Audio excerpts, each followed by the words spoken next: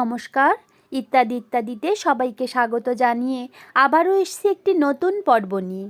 আশা করছি সবাই ভালো আছেন, সুস্থ আছেন, আমিও ভালো আছি। আজ একটু বেশিই সকাল সকাল উঠে হাঁটতে বেরিয়েছিলাম। শরীরটা খুব খারাপ লাগছিল। আজ বলে না, আমি রোজই যাই, কিন্তু একটু দেরি করে। আজ একটু তাড়াতাড়ি উঠেছি, সবে মাত্র সূর্যদেব উঠছে। ওই যে দেখুন উঁকি মারছে গাছের আড়াল দিয়ে। সকালের এই যে মনোরম হাওয়া, এটা স্বাস্থ্যের পক্ষে ভীষণ ভালো, আর এটা শরীরকে বেশ ফুরফুরে ইমেজ দেয়। শীতের সময় আমরা শরীরটাকে গরম রাখার জন্য বিভিন্ন গরম পোশাক পরি, আর রাত্রেও ব্ল্যাঙ্কেট গায়ে দিই। এজন্য কি হয়, সারা রাত্রে শরীরটা খুব গরম থাকে। আর এই জন্য সকালবেলা উঠে যদি একটু হাঁটা যায়, তাহলে এই যে শরীর গরমের ব্যাপারটা থাকে না, যেটা আমার না খুব হচ্ছে ইদানিং। আমি প্রচণ্ড শীতকাতুরে স্বভাবের। এই যে দেখুন পুচকিটা, অনেকেই চেনেন আমি জানি, আমার ননদের মেয়ে। আমার শাশুড়ি মা এসছেন কাল গ্রাম থেকে, আর সাথে এই যে পুচকিটা আর আমার ননদ এসছে। সকালবেলা হেঁটে হেঁটে বাড়ি যেতেই ও দেখি ঘুম থেকে উঠে পড়েছে, আর সাথে সাথেই বলল আমি ঘুরতে যাব। এখনও ঠিক করে কথা বলতে পারিনি, ইশারায় যেটা বুঝিয়ে দেয়।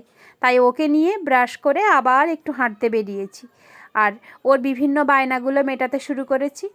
কাল মা বাড়ির থেকে এসছেন, আর আমার জন্য বেশ পছন্দের অনেকগুলো সবজি নিয়ে এসছে।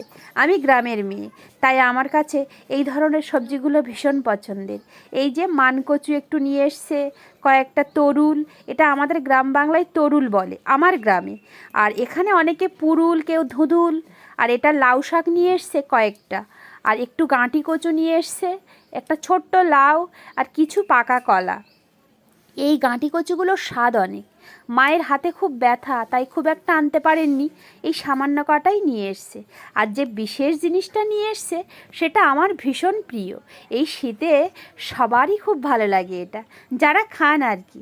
এই যে হাঁসটা নিয়ে এসছে, এটা আমরা সবাই মিলেই খাবো।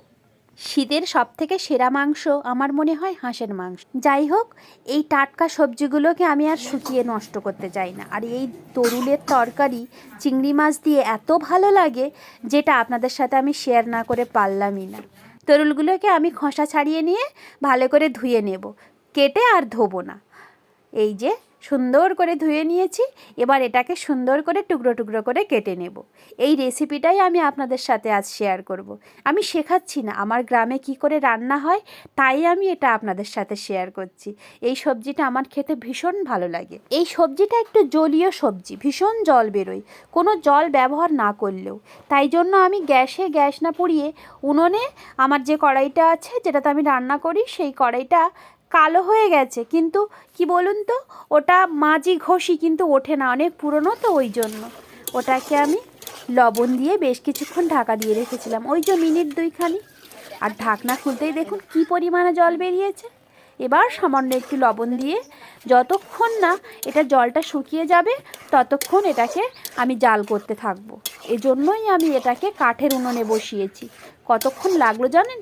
প্রায় 15-20 মিনিট লেগেছে এই জলটা শুকনো করতে। এই যে কত দানা বেরিয়েছে দেখেছেন?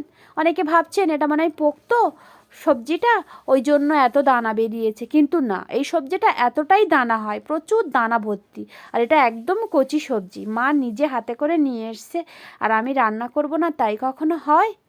এবার এটাকে আমি গ্যাসের উনুনে নিয়ে এসে কড়াই গরম করে ওটাতে আমি পেঁয়াজ, 5 ফোড়ন, চিংড়ি মাছ আর কাঁচা লঙ্কা সব একসঙ্গে সুন্দর করে ভেজে আমি এটা ফোড়ন করব। মানে এবার ওই তরুলটা আমি এবার দিয়ে দেব, দিয়ে বেশ খানিকক্ষণ এটাকে নাড়াচাড়া করে নেব। এই গ্রামীণ সবজিটা খুব সাধারণ, কিন্তু খেতে কিন্তু খুবই অসাধারণ। যারা খেয়েছেন নিশ্চয়ই জানেন, আমার তো খুবই ভালো লাগে। এবার এর ভিতরে সামান্য একটু চিনি দিয়ে দিতে হবে। এটাতে মশলা বলতে কিছুই লাগে না। ব্যাস, আমার কিন্তু রেডি হয়ে গেছে। আপনাদের কেমন লাগলো অবশ্যই কমেন্ট করে জানাতে ভুলবেন না। আজ তাহলে আসছি, আবার আসবো নতুন একটি পর্ব নিয়ে। ততক্ষণে সবাই ভালো থাকবেন, সুস্থ থাকবেন।